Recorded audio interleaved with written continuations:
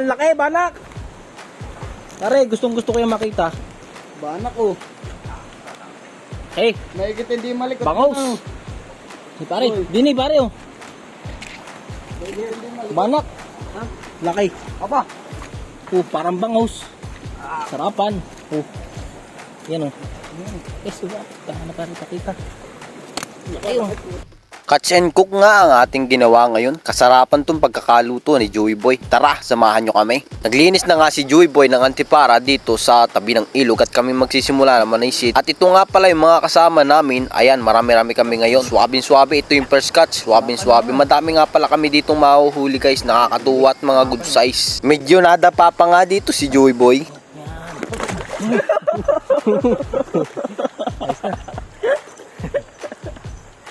Sumunod, nakahuli naman tong aming kasamang dalag. Napakalaki, nakakatuwa. Tapos ito, nakahuli naman ako ng hipon. Siyempre, kasarapan. Waay! Swabe, muntikan pa makawala. Tapos ito, nakahuli naman yung kasama ko ng good size gapalad. Kasarapan, yaw! Swabe. Si Joey Boy naman ang nakahuli ng catfish or hito. Kasarapan to guys. Sumunod, hipon naman ang nahuli ng aming kasama. Ang laki guys. Wow! Swabing swabe. Ang tawag nito sa amin ay ulang na hipon. Hipon sa ilog. Ay, kasarapan to. Wow! Ay, anong sarap nito sa sinigang.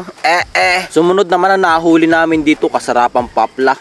Nakakatuwa. Yan ang swabe nito. Nakakatuwa sa spot na to kasi ang daming isda at malalaki pa. At nakahuli pa nga kami dito ng snakehead, shopshore turtle. At ito yung aming lulutuin mamaya. Ay, kasarapan nga. Sunod, nakahuli naman tong aming kasama ng gapalad na papla. Ay, nakakatuwa na naman. Dahil si Joey Boy ay magaling manghito, ay ito, nakahuli na naman siya ng hito na kasarapan ng good size. Oh, malaki. Wow! Pang ulam na. Yung kasama naman namin ang nakahuli, banak.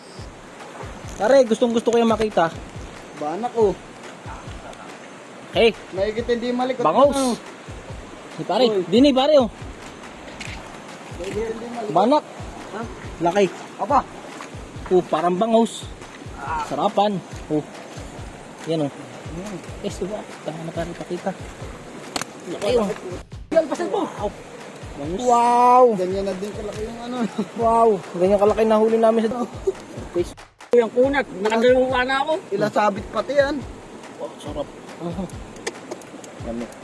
Pagkakunat pala na ano. Nakabukakan. Ha?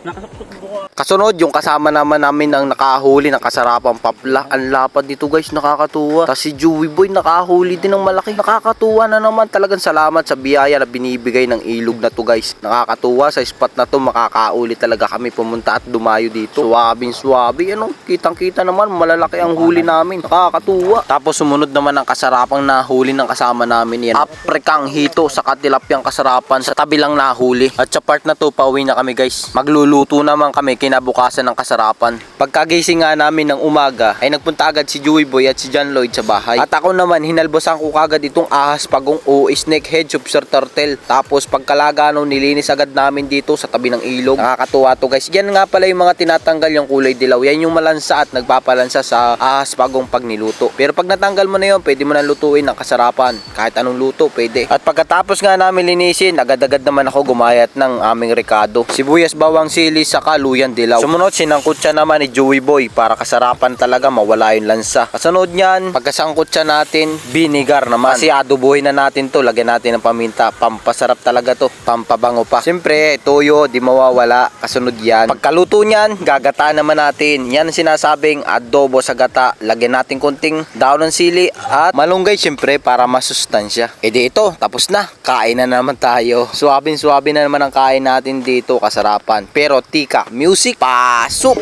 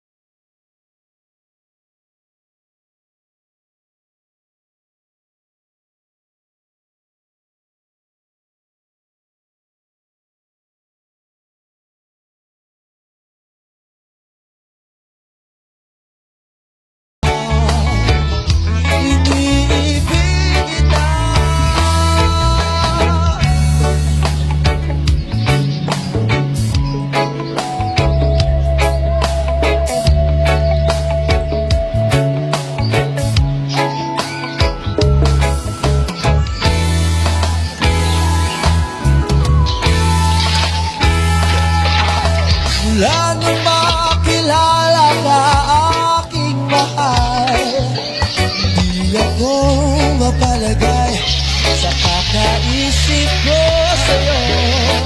Lagi na lang ikaw ang alaala ko. Kahit nasaan ka man, larawan mo'y natatanaw. Mag-isa pagtulog ay alaala ka. Pagkat ang nais ko sana, kapiling ka sa tuwina. Ano bang nakita ng puso kong ito sa'yo? Kapag ika'y kasama, anong ligaya ko sinta? Bakit labis kitang mahal? Iyakan ko'y di ko mali.